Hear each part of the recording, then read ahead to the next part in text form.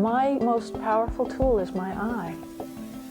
It's not about which scissors I use or the rotary cutter. It's really when I suspend my control, trying to make things into something, that I discover these happy accidents. I prefer to hear people say wow to the quilt itself rather than, ooh, look at her perfect tiny stitches.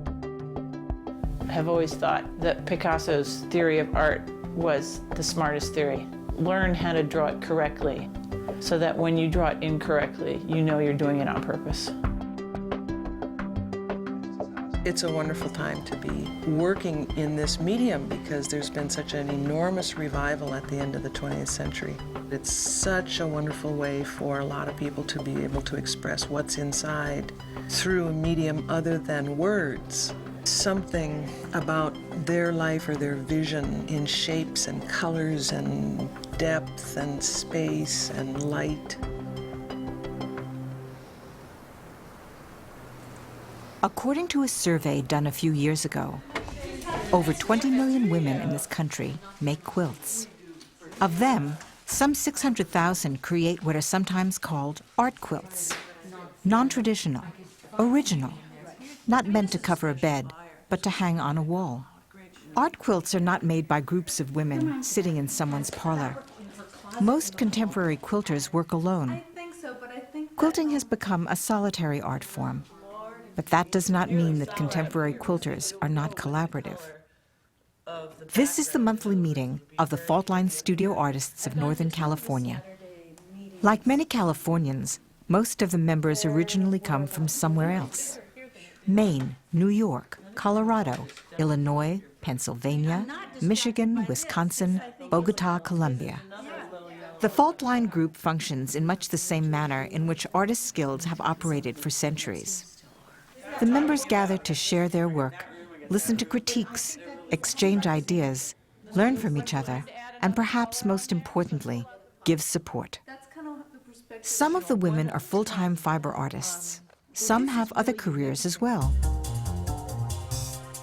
All of them have exhibited or sold their work. All of them see themselves as artists who happen to work in a traditional women's craft, not as craftswomen striving to be seen as artists. The fact that their art can also be used to keep you warm at night doesn't make it any less artistic.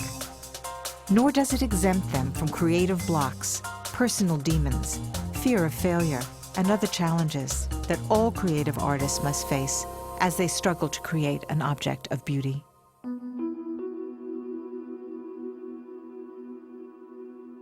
I am Alexandra von Berg. And I am an artist. I've considered myself an artist my whole life. My sewing room is on the first floor in the back of the house, and our garden is in the back of that. It's the largest room downstairs with the most light coming in the back door.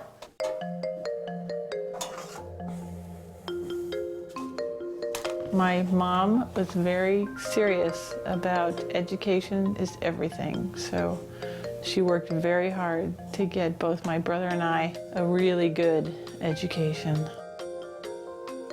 I went to a good private college in upstate New York, and I went to Pratt Institute for graduate school in art. I started out as a printmaker.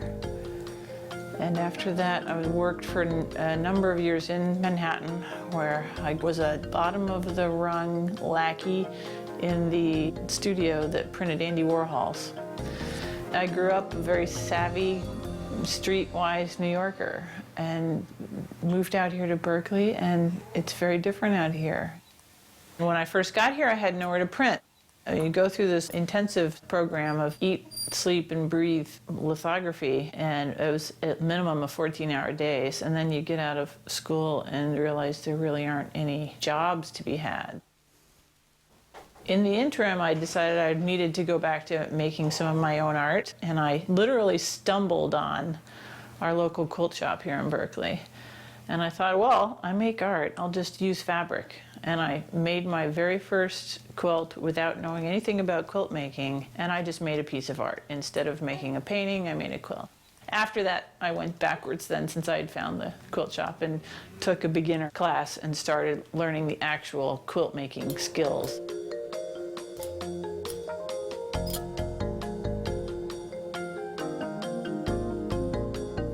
I've never thought of it as sewing. I've never thought of it as first you have to wash your fabric, then you have to iron it, then you have to figure out how you're going to cut it and sew it.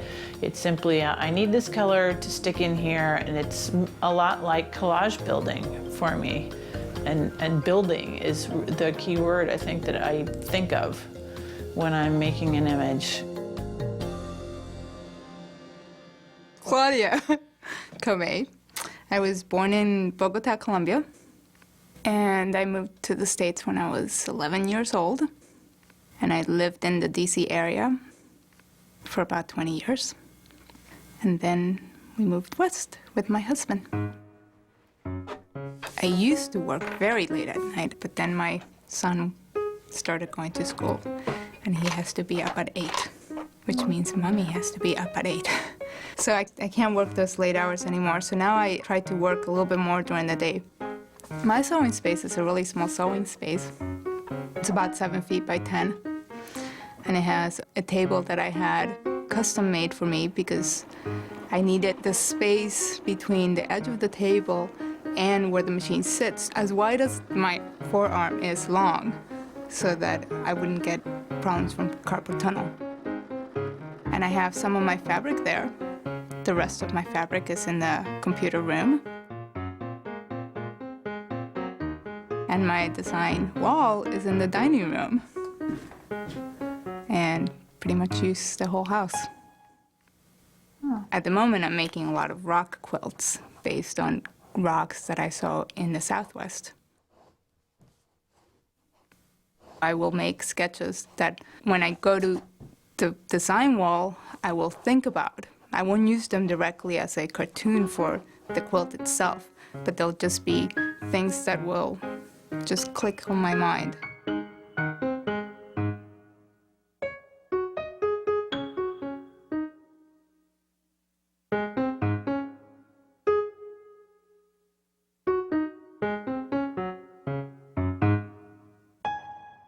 I'm Marcia Stein.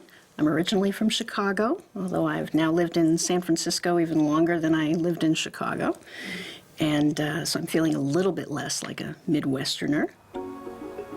My space that I work in is quite small. My studio is, in fact, my studio apartment. All right. I am fortunate enough to have 2 walk-in closets, one fairly large, that does accommodate my ever-increasing fabric stash. I didn't used to understand it when people said they no longer bought fabric. But I, myself, have now reached that saturation point. I get it now. I'm enjoying the maturation, if you will, the aging process. There are a lot of things that I don't worry about that we all worried about when we were 20, and you wonder why you ever spent so much time worrying about those things. And so it probably does help me in quilting as to what I think is important in a quilt. The whole business of is it art or is it craft, and because I came to it from sewing, at least I think that's why, it doesn't concern me so much. I'd rather work on my quilts than think about whether or not they're art. I think that a lot of people who concern themselves with that came from an art background, and this is my theory anyway, that maybe they used to paint and they went into fiber, and their fine art painting friends are now looking down upon them because the medium is not, it's a craft, perhaps, to them. I feel like that's extra baggage that I don't really want to carry around, and I have no reason to carry around. I will confess that I do happy quilts. There's no angst for people to look for in there. I like them to appreciate the design. If I'd learned quilting earlier, I think I might have gone toward more traditional things.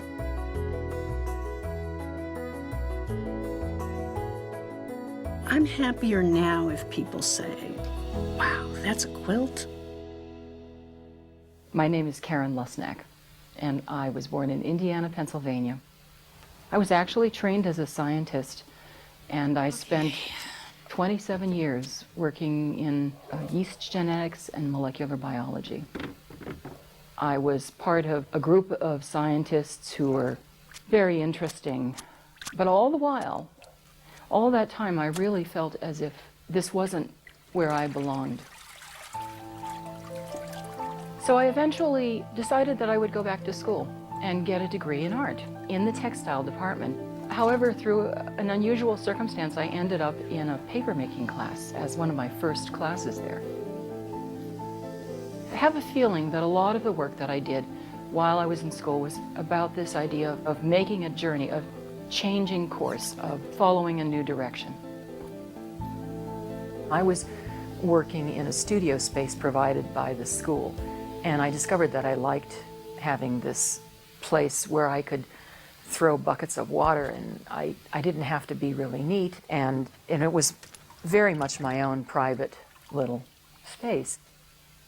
So for a while I worked at the school studio space, and then at a certain point I had to move.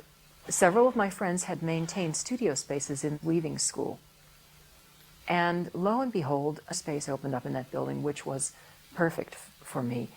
It had very high ceilings, and I'm a very high person, and it seems that my work started getting rather high too. I don't like to call myself a quilter or a weaver. I like to say I quilt, I weave. I've been known to throw a pot on a wheel.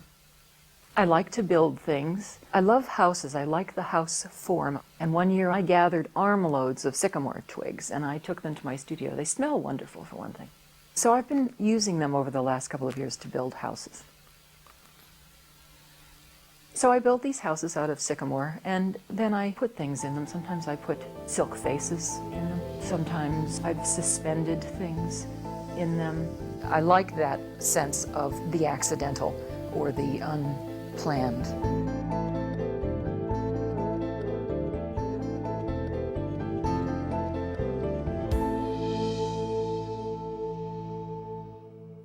My name is Sue Mary Fox. I'm an artist. I'm a quilt maker. I do mixed media textiles. All my adult life, I've made my living with my sewing machine.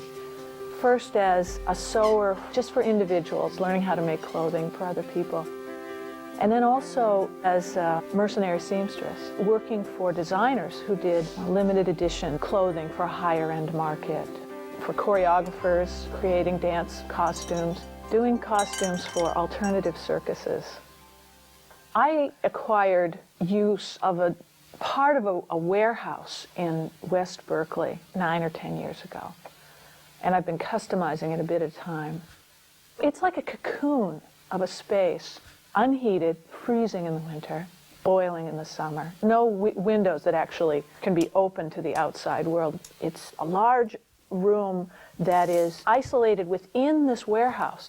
So the light is good in the day and artificial at night, but it's a comfortable space. And I've been able to put a lot of my stuff there. I grew up under the general direction of my parents. I was the middle of 5 children. And the specific direction of the woman who I call the central figure of my childhood is my grandmother, my father's mother, who was an immigrant to this country at the age of 5. Her family left poverty of the slums of Edinburgh, Scotland. She was very connected to the real world. She had the one little rhyme that really went pretty deep in me. Make it new, make it over. Make it do, or do without. And I think that was probably the line that went into my bloodstream as a child about how to maneuver through life, taking what doesn't work, making it appropriate, or you do without it. Get rid of it. Not a bad philosophy. And boy, it works in the scrap room too. A lot of the work that I do is from scraps, or it's from leftovers from other projects. I didn't go to quilt stores where there are magnificent fabrics the industry is designing and printing and specifically for quilters to use as a palette for their artwork. I'm a dumpster diver from way back. And I love the concept of using what has been discarded. It's the ugly stepchild, the unwanted, and how I take that and create something new.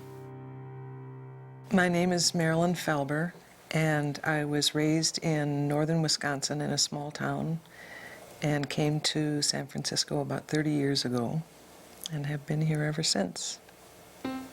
I graduated from the University of Wisconsin in philosophy and worked in law actually for many years as a paralegal, and switched in 1988 to full-time textile art. I work in a spare room in our house, what it would be a bedroom if our house was fixed up naturally. It's a very small room. I actually did a commission piece once that was larger than the room itself, which was a technical challenge.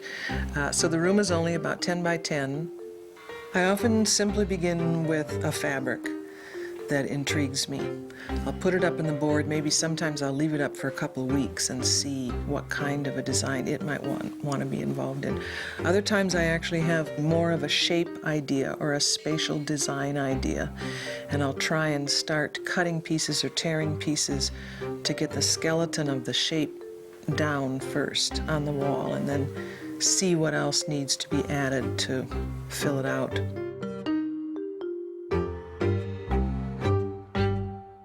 My name's Nina Ann Shortridge. I was born and raised in Denver, Colorado. I lived there until my early 20s when I moved to Southern California to go to college, and I've been in California ever since. I moved to Northern California after graduating in Southern California. I learned to sew when my Aunt Ruth, who was a great aunt, came to vacation in Colorado when I was 10 years old and helped me make a hideous pink gingham short set and top that I wore until it wore out. So my Aunt Ruth taught me how to sew quite some time ago. In fact, I had a business. I designed and manufactured women's clothing, so I knew that I was a very good seamstress, but had not begun quilting until my mother's death. And I was in a grief group for women who had lost their mothers, and I felt that I hadn't facilitated her illness well as a daughter or her death well, and I was sitting in this group listening to all these other women talk about how they, through their mother's death, they had embraced this great creativity, and I was sitting in the group thinking, oh my God, I'm not even grieving my mother properly. So I left that morning and went to a fabric store and bought fabric and decided I was going to make a quilt that day, and I've been quilting ever since. I do have a full-time job. I have two full-time jobs. I work full-time Monday through Friday, 9 to 5 at a career, and then I have a teenage daughter and a husband, and that's my other full-time job. And I do have to chisel out moments to spend creating art. I have a very compartmentalized life. That's how it works for me. From the time I get up till I get home belongs to my corporation. Once I get home from the corporation, I have to focus on my family. And once all their needs are met, then that's studio time for me. It may be very short. I may be able to get a half hour, Monday through Friday, but it has to be very compartmentalized to get all the things I want to do done. And it's a struggle. There are times when I'm at work where I really wish I was in the studio creating. My process is all over the place. One quilt may start one way and another quilt may start a different way. Sometimes I'm inspired by something I hear on the news. Sometimes I am hiking or spending time with animals and there's a beautiful texture or a beautiful color that I want to come home and do something with. Other times I'll just be sketching and there will be a little sketch that makes into a piece.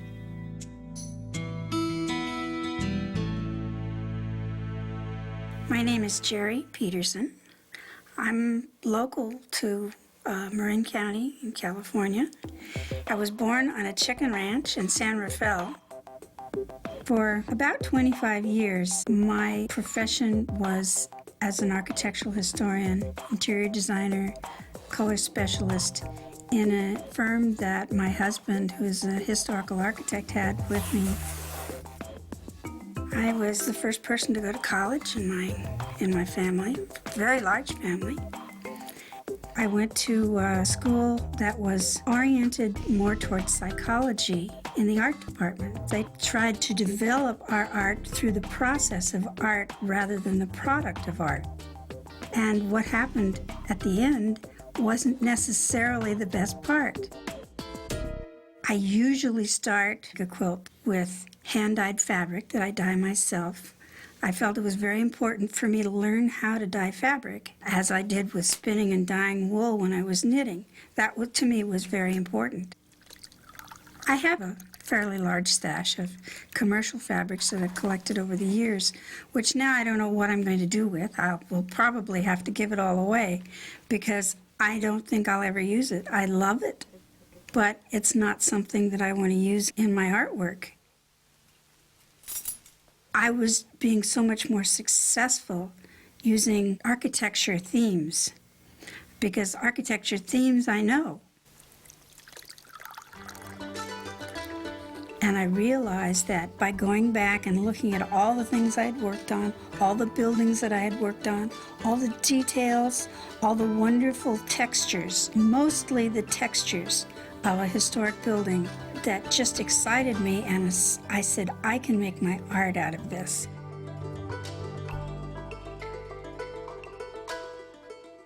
I come from Ypsilanti, Michigan, which is famous for its water tower right in the middle of town and not much else. My parents were very supportive at a very early age of my textile addiction. I have a room that I do all my dyeing and painting in, and I either dye cotton or I paint on canvas. I found that with working with canvas, which I've only come to in the last couple of years, that it does impose a restriction on design. It is much easier to use it in a grid-like manner because of the heaviness of it. The color and the textures pretty much have to carry the quilt. I think the first thing I have to say is, for me, process is everything. The end products are nice, but it's the process. It's the actual doing of it that's the important part. I don't struggle. I don't think I've ever struggled on a quilt. It's joy. It's joy from start to finish. And if I'm halfway into a quilt or a quarter of a way into a quilt, even if it's all done, and I don't like what it looks like, I cut it up and throw it away. I do this. People are just appalled at that, but I don't want to struggle. There's enough struggle in the rest of the world. I think my painting tools are interesting in that I use adhesive spreaders, trowels, lots of things that you find in the hardware store to make textures. Hardware stores are pretty neat places. I think to me, color is more important than anything. I find that when I quilt, what works for me, what is pleasing, is that sort of contrast of colors that you find so often in nature. You know, red and green, yellow and blue, purple and orange. The fun for me is when I'm painting a fabric, I can get my hands right onto the canvas. I can finger paint if I want, although usually there's a tool between me and the canvas, but it is very visceral, very tactile. I will do a little bit of screen printing, but not very much. I find that the screen puts a level between me and the fabric that I don't like. I would much prefer just to be right on it with my hands and my toothbrush, or my nail brush, or my adhesive spreader. That's really the most fun. For me, the creative part is the painting and the dyeing.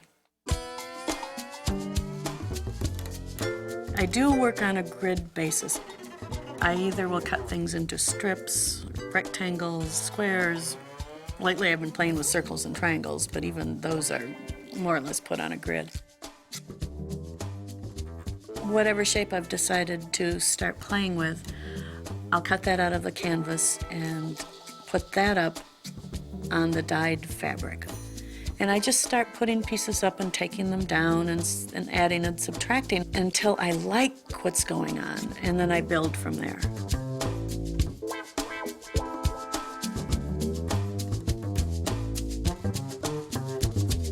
Quilting and my day job are very complementary to each other. I edit film, which means I put together little pieces to make a story. It's a complex thing of memory and impression, and making quilts is very much like that. My husband always says, if you leave me alone in a room with anything in pieces, you'll come back later and there'll be something together. Whatever it is, something will be put together that was different than before. And I think he's right. I do like to work that way, to assemble ideas together. And it really shows up in every part of my life, every important part of my life. When I went out and I started working on my own and earning my own money, the first thing I bought was a sewing machine. It wasn't a good one, but it was mine. I really didn't know how to sew. They made a little effort in New York City schools to have home ec classes, but they were nothing, absolutely nothing. When I moved out to California was the first time I took sewing classes with people who could sew. Some courses at night. I remember going into a fabric shop, and a woman I think that they must have been canvassing for people to join their quilt organization, the Peninsula Quilters. And she said to me, do you sew? Do you like fabric? And I said, yes. There. The kind of quilts I was always drawn to were Amish quilts. I use lots of very bright colors, deep colors, and black. Even though I've taken courses with Nancy Crow and I've done some abstract things, I usually come back to a more repetitive pattern.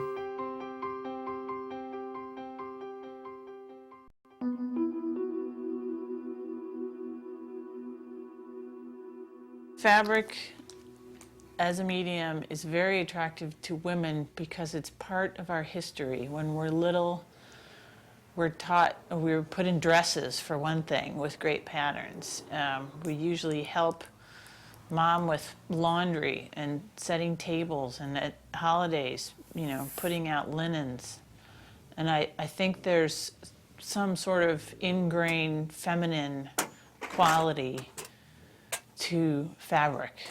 For me, making a painting that invites you to touch it because it's made from fabric, I think is very attractive. There's something about fabric that you always want to reach out and touch. The fabric that I have is, of course, my paint box. I think everyone thinks of their fabric as their paint box. And I made the mistake of working for a while in a fabric store, and so I have kind of a large, elaborate paint box. I dye most of my fabric now, but I also use commercial hand-dyed fabric.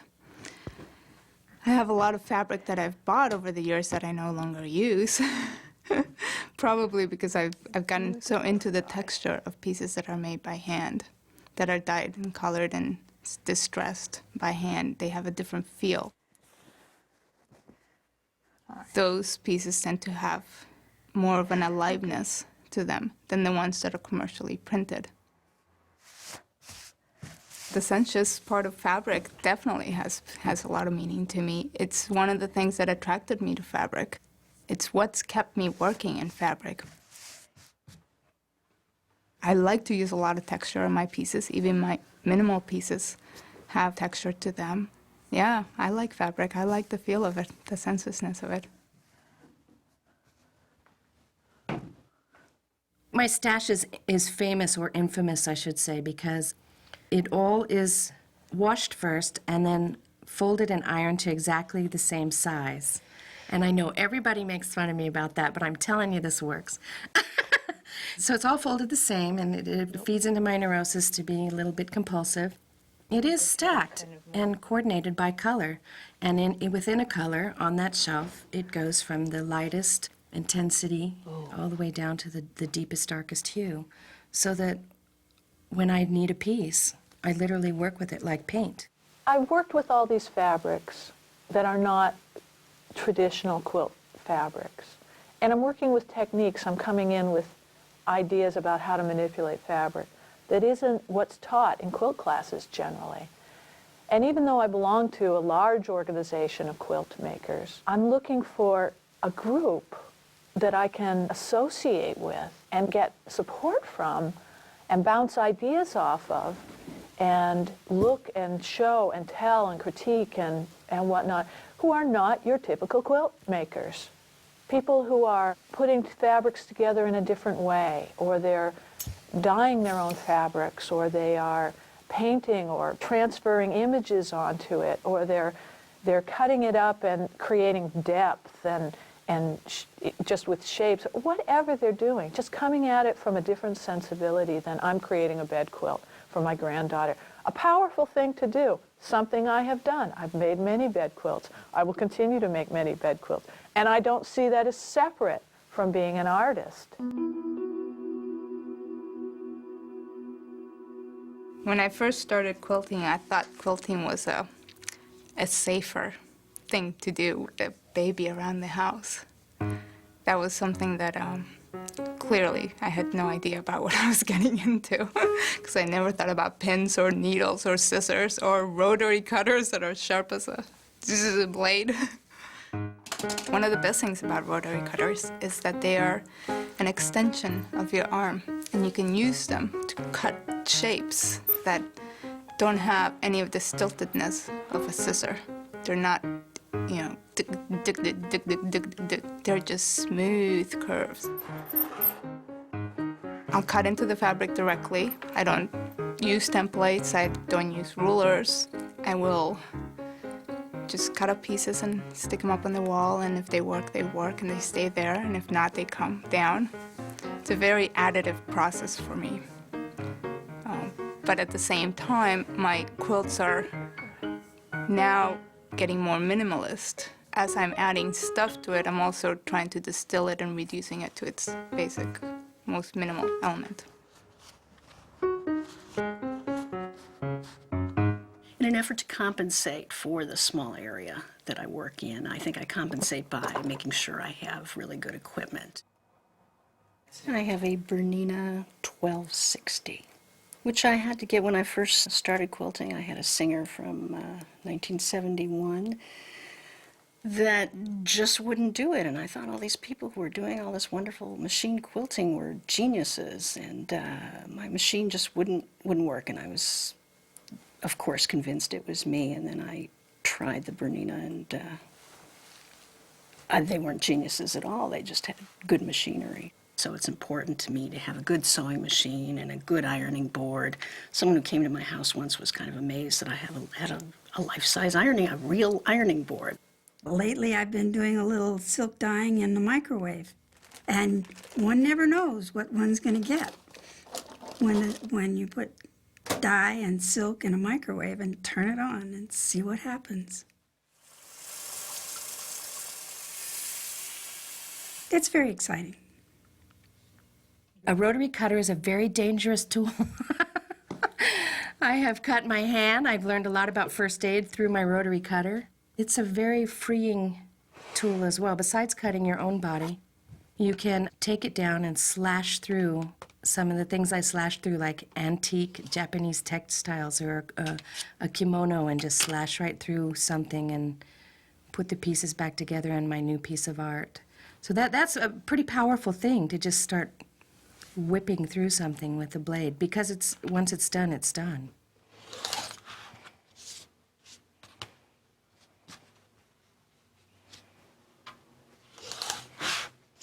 Because I was making my living with my sewing, I have really good machines. My equipment is my love. Like this iron that everybody walks in who's a sewer, who walks in and they just drool for this incredible industrial iron. And it has paid for itself many times over. It's a brilliant iron. Rhapsodizing over an iron.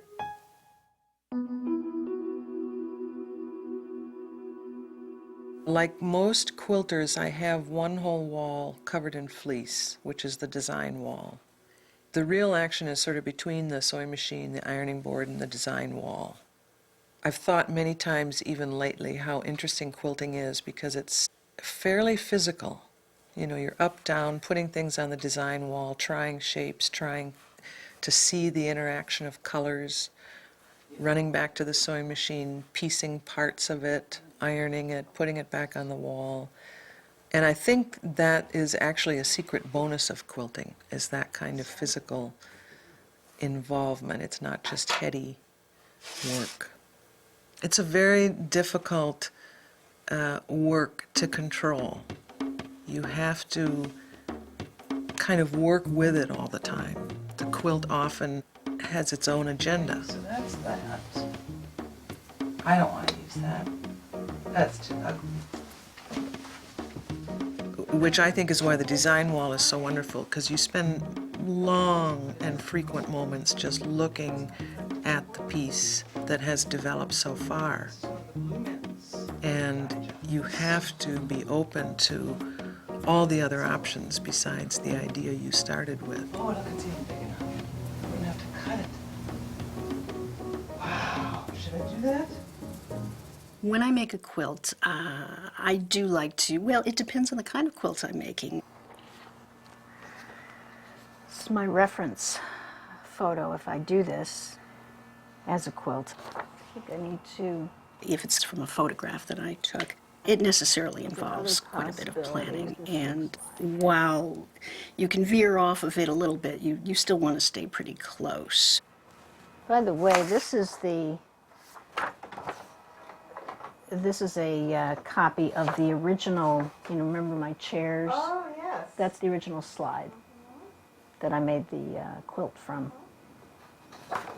So you can recognize it. I do more free-form contemporary quilts with bright colors. I'm partial to black and white. That's my form of pastel. Oh, this is not bad. This is what I couldn't tell what it was on the slide, and it's a tree with it. And I don't mind not knowing where I'm going if I'm doing one of those. But for obvious reasons, if I'm doing the more pictorial items, then I do need something of a plan.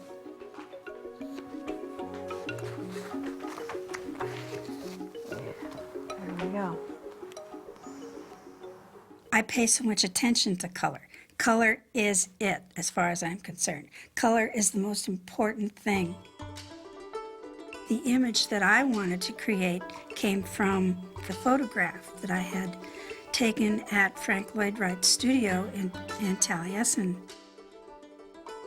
Seeing the bricks on the floor, seeing the shingles on the wall, seeing the stained glass of the window, the panes that divide the windows. All of it started out being pure white, and the colors that I developed in it were my colors. For a long time, I had a hard time dealing with the picture in my mind is not coming out through the media.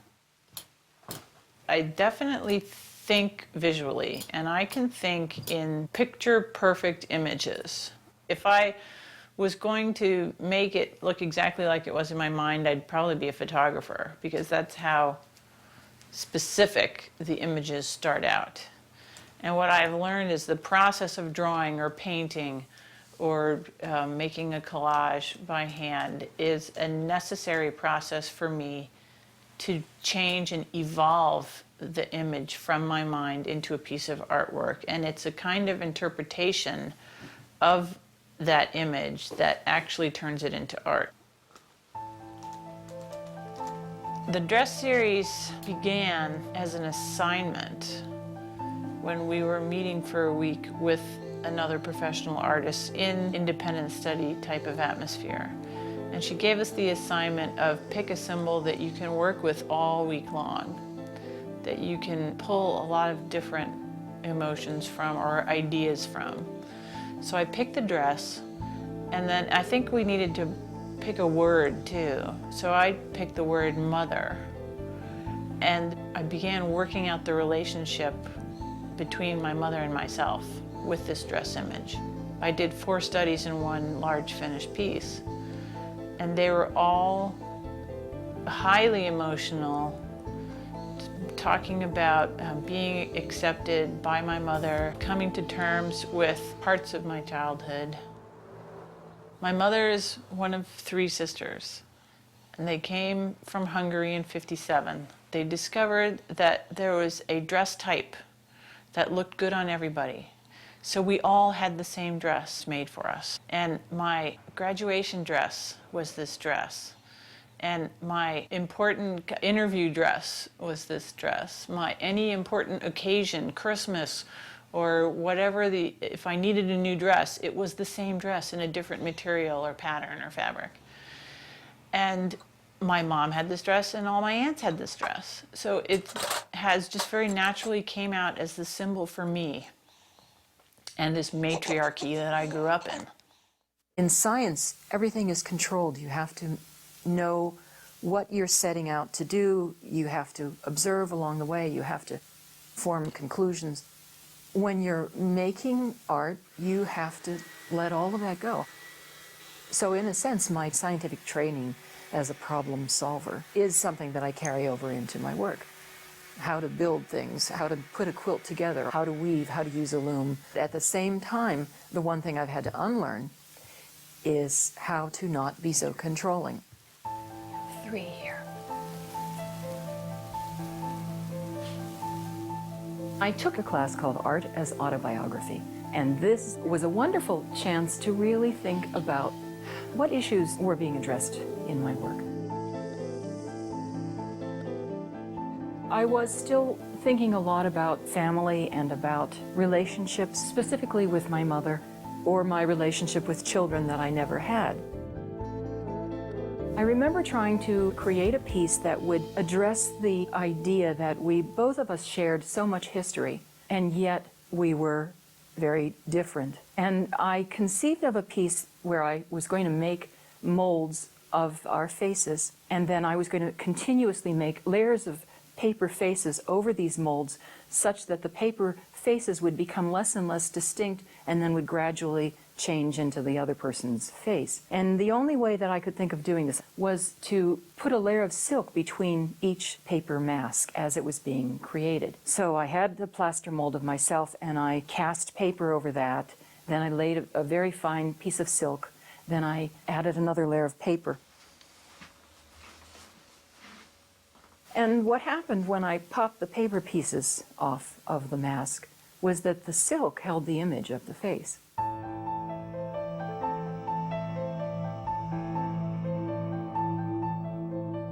I remember bringing a group of people in to look at the work, and I had hung these silk faces up on the wall, just sort of almost to get them out of the way, and yet it was obvious that that was much more interesting than the paper masks.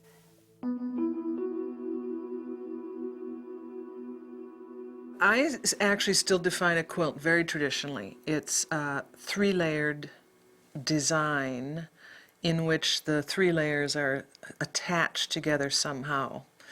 I would also be happy with it being a 2-layered design that's attached somehow. The question of what is an art quilt to me is just like the question of what is art. I'm not sure there's an answer. I don't think there is an answer, but I think it's a very provoking question that should be kept on the table. Interesting. The more I hear the discussions, you know, is it craft, is it art, what's an art quilt? Can it have painting on it? Should it be framed? Does it have to be hung? Should it be on a bed? The more I hear all this discussion, and I hear it from many sides, the only thing I get is that I just need to go into my workroom and do the work.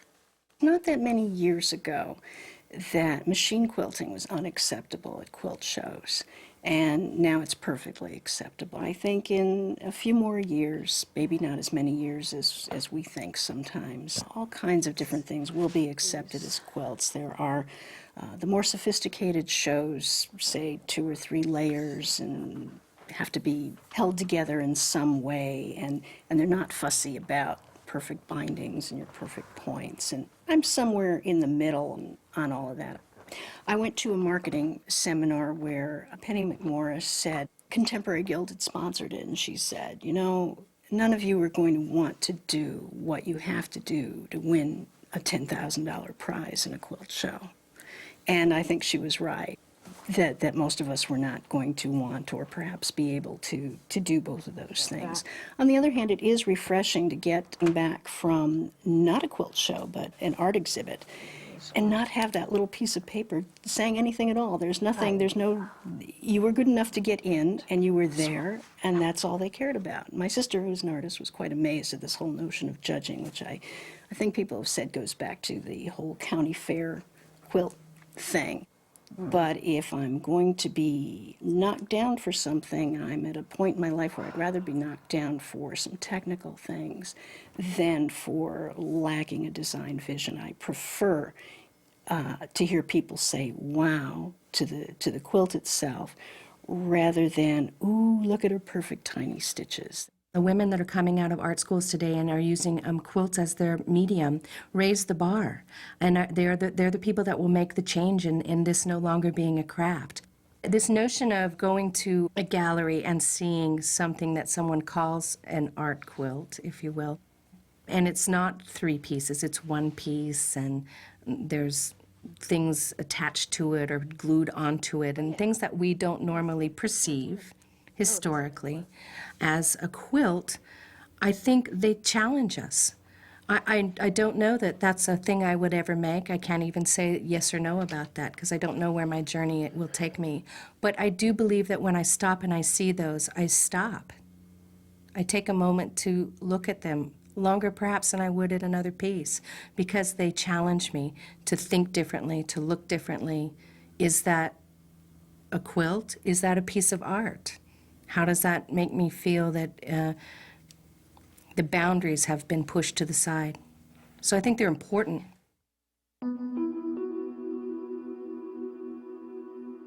When I was in my 20s and early 30s, I lived in an artist building in San Francisco, Project Artaud, and I had a 1,000-square-foot studio.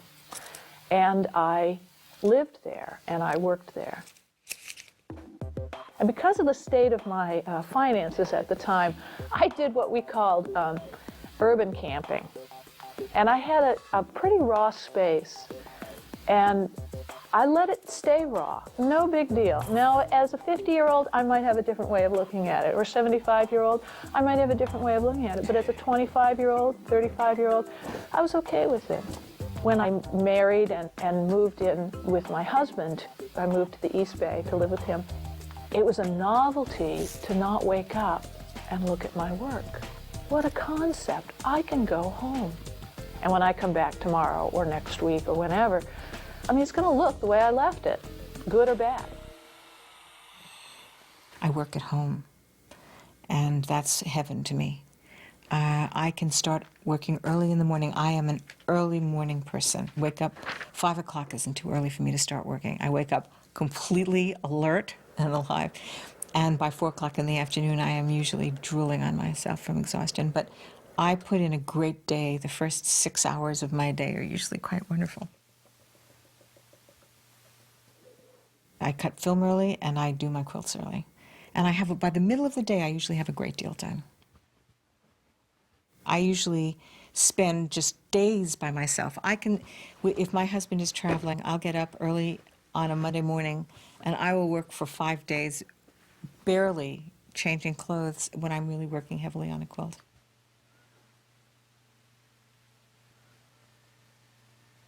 And not leave the house, except maybe to get food.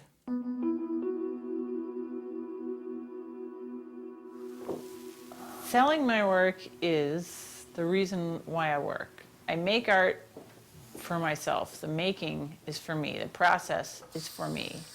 Once the piece is finished, I'm usually finished with the piece. It's important for me to get rid of it if it's overly emotional. I don't really need it anymore. It's my own therapy. I'm done with the therapy end of it, and it's now an object that I don't necessarily need to have in my possession.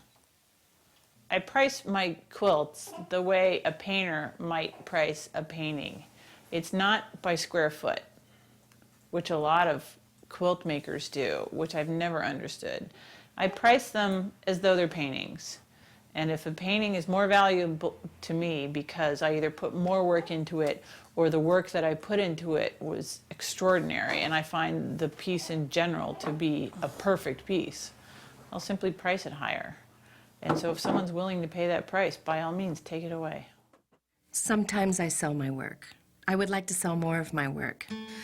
For me, selling my work, the biggest difficulty in it is the separation. To think that I'm making this and then it's going to go away. You know, the way I'll remember it is that little slide that I have in the slide projector. This one I'm going to take down for the time. But on the flip side of that, it's an expensive art to be involved in. It has to carry itself, so you have to let some of them go, sell some of them. And occasionally, I finish a piece that I can't wait for somebody to buy it.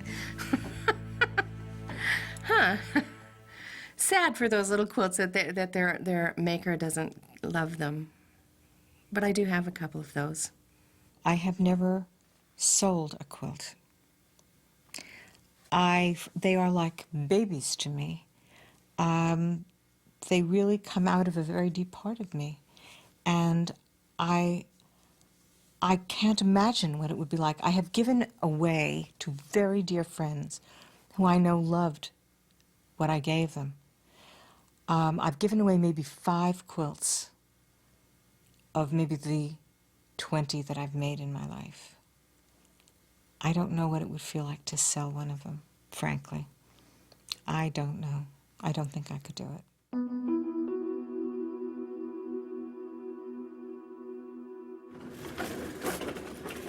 And it's not that I don't have my own angst about creating or not creating. I don't feel I can fail with an artwork. I can make mistakes on it. I can be not pleased with what it looks like. I can set it aside. Or I can keep it in front of me. And it may not come up to par with what I think it should be, but I don't consider that a failure. It just isn't a success yet. I don't tend to judge my quilt. Failure is a very judgmental word. As I'm working on a piece, I will work very instinctively and I will let a piece take me where it's going. And oftentimes it may not be where it starts at or where I thought it was going to be. I may have an idea of what I wanted to do, and as I'm working, that idea is constantly being changed. And it gets influenced by what's happening and what's working or what's not working. Then things come in and come out and change it. There will be a point of clarity where it just comes together and you're like, yeah, that's it. That's the way it is. And then it's, you know where the road is taken. It's there and you just walk the road. Sometimes when there's a problem, it will be more of a confusion. And then could be failure for some people. It can be frustrating. It can be very frustrating for me. I'll often have several quilts working on at the same time, which alleviates some of that frustration. You know, if something doesn't work, then you go over and look at something else, and it's all being worked on in the background, in your subconscious.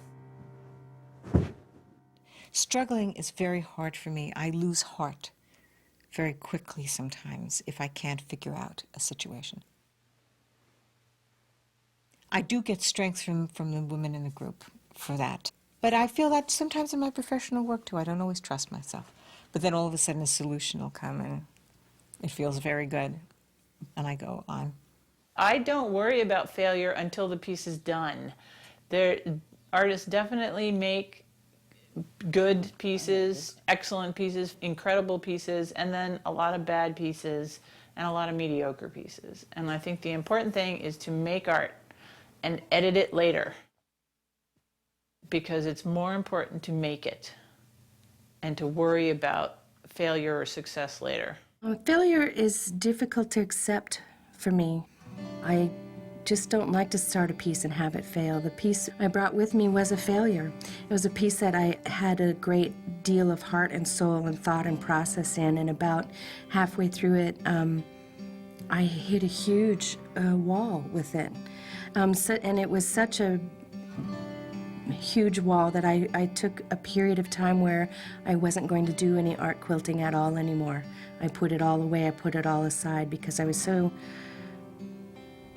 devastated by an empty well. I felt that this creative well had gone dry. But I've returned.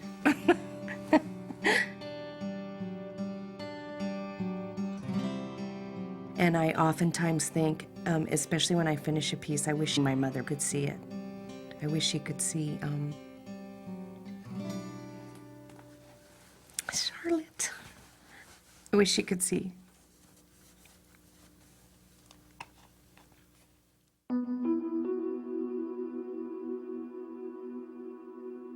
The brilliance of our four mothers and aunties is that they didn't get to be artists the way that a lot of men were able to. They got to make art in a way that was culturally approved, which was with their sewing skills. And it was a good thing to take scraps of fabric that were left over after the dressmaking or after the garment had worn out, and they would create these unbelievable pieces of art. And then they would keep their families warm with them. Or they would be made as the gift for the young couple getting married. A jillion stitches went into, and sometimes many, many women would work on together. They're not really given a huge amount of monetary value by society. They're not given a huge amount of respect. Eventually I began to realize, and over the course of years, that it's really when I suspend my control, my trying to make things into something, it's really when I let all of that go and somehow engage in my materials that I discover these happy accidents. So there are all these layers of meaning, which is probably why I like quilts too. I mean, this whole idea of layering as a metaphor, it's bringing with it this whole discussion of what an artist means. Not doing sewing is a lot easier than not doing art. I think it's intrinsic to my being. I don't think it can be separated from me.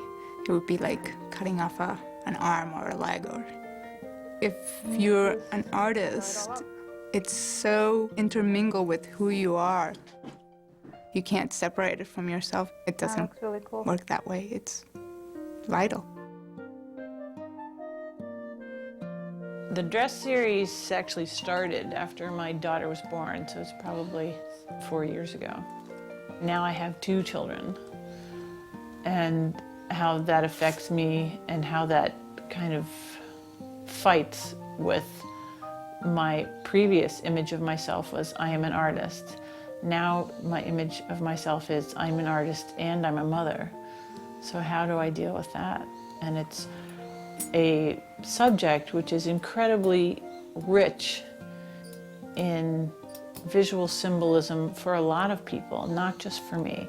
So I find that a lot of people are connecting to these images that I'm working on for myself in almost the same emotional way. In the same way a lot of women are attracted to fabric, they are attracted to images of dresses. It's another thing I think that is hardwired into the feminine psyche.